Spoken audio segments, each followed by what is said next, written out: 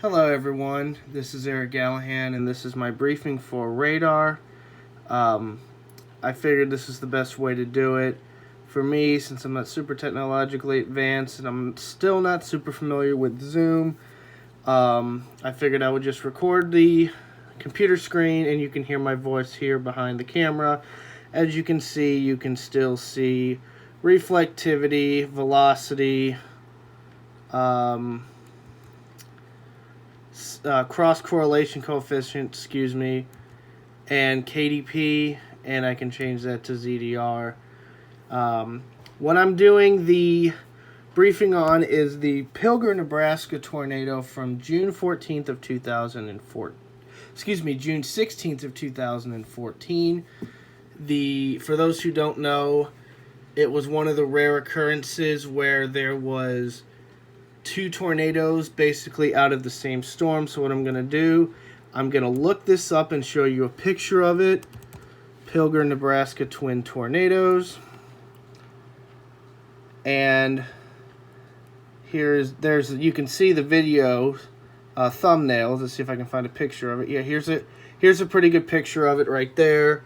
You can see there were two tornadoes that touched down basically in the same area. And we're going to find out why. So back to GR.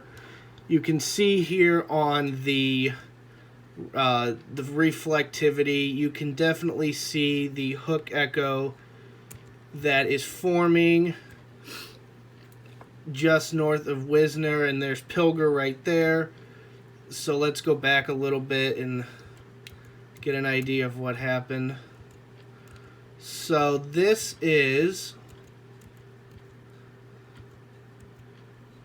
zoom it out here. This is the start of the run, and that I drew, and you can see it's 8:42 p.m. Zulu, so that's 3:42 p.m. Central, since Nebraska is in Central Time. And you can see that there are tornado warnings and two severe thunderstorm warnings, basically all overlaid in the same area. There's Stanton. I guess is how it's pronounced, Stanton, Nebraska, and then just to the northeast is Pilger. Step it forward a little bit here, you can see tornadoes dropped down at the same time. I would assume these are the two, and when we zoom in here, you can definitely see these are the two twin tornadoes. So step it back a little bit. You can see here on the velocity that you can see the couplet forming, the sharp contrast between the winds going away and the winds going toward the radar. And I'm going to pull a cross on that. And let's bring up base velocity. And you can definitely see rotation going on. You've got winds going away from the radar at over 50,000 feet. And that's one thing that I found really interesting about this. Not only did this produce two tornadoes at the same time, but look at the height on this. Over 50,000 foot that this beam was reaching into the clouds. I mean, that's very, very high. And as you can tell, and if I haven't showed you, I will in a minute, this produced some very large hail as well. But again, you can see the winds away from the radar up high, and then the winds going toward the radar, and you can see the change in wind direction as you go up and down. So let's get rid of that. Definitely you can see in the cross correlation the drop in value as you get near the surface. You can see the higher values up above. And then when you get to 10,000 feet and below, the value is nearly zero, indicating just debris. And then that is definitely an indication of a debris ball. This blue right through here, just southeast of Stanton. And then, just quickly, I might as well do it while I see him right there. You can see there is hail reported of an inch, three-quarters of an inch here, and then here's an inch hail here.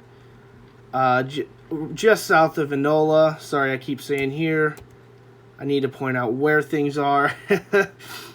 And then stepping it forward a little bit, you can see the one hook echo just south of Stanton, and then you can see the next hook echo beginning to form just northeast of, or just northwest of the Stanton region, and for, oops, excuse me, I didn't mean to do that. So we, dang it, keep doing that. That's what I wanted to do. I wanted to move it. So let's zoom in, and I'm sure you guys noticed the extremely tight couplet just northwest of Stanton, where not only do you have a tight couplet here, you have a tight couplet inside of the tight couplet. And let's pull a cross on that. You can see this is a report of rotation. Let's pull a cross section on this to see. Yeah, let's try that. Okay.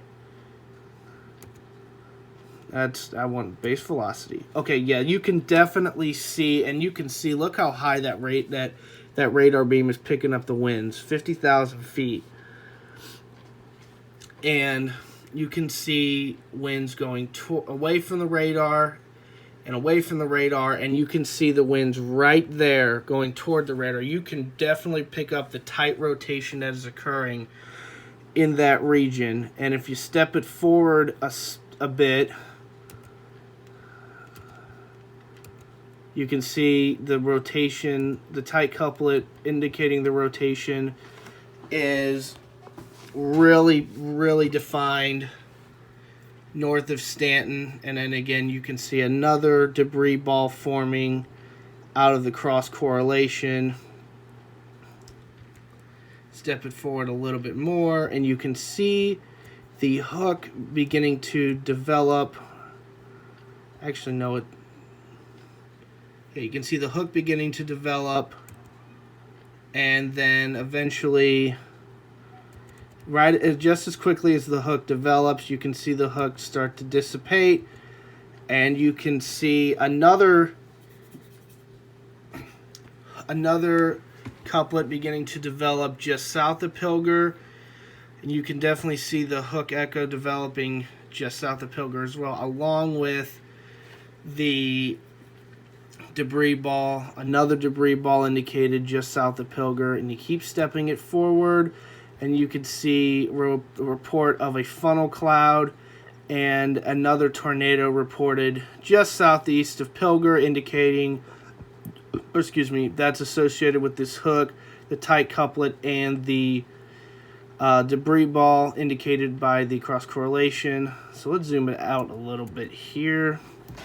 And you can definitely see how tightly wrapped this storm was.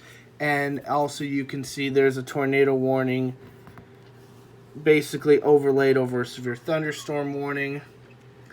And I forgot to mention, tornado warnings are in the magenta-ish purple color, and severe thunderstorm warnings are in red. And as you step it forward further, or excuse me, let's take it back. So as you step it now, we can step it forward a little bit further. Tornado reported just to the southeast of Pilger, as I mentioned. That continues, and you can see this. You can see the tornado warning off to the southwest is shrank, but it still remains. You can see the hook echo. The hook echo just northeast of Pilger, and then the cross correlation and the the base velocity. I was struggling there for a second. So let's zoom it in on this one, and let's pull across on this right here. I'm curious to see how high this is, because the DBZ is very high, and yes, you can definitely see, sorry I did that, you can definitely see the height of this storm. The beam is picking up precipitation as high as 50,000 feet, and you can see the hail core, I would bet, would be just around the 5 to 10,000 foot region, and you can tell that by the high DBZ, the DBZ being the purplish pink. And again, you have the extreme height over 50,000 feet, so that would indicate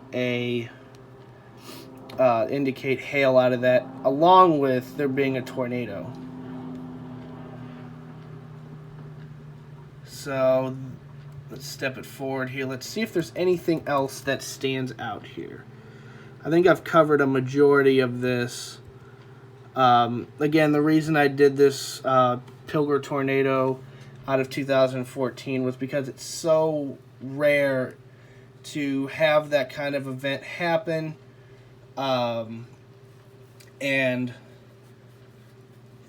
basically, yeah, the rarity of this is basically what it is. I'm sorry I'm not giving a great description, but it's the rarity of a dual tornado coming out of a storm.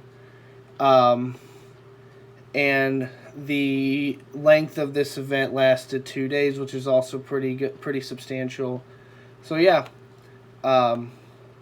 that's my presentation.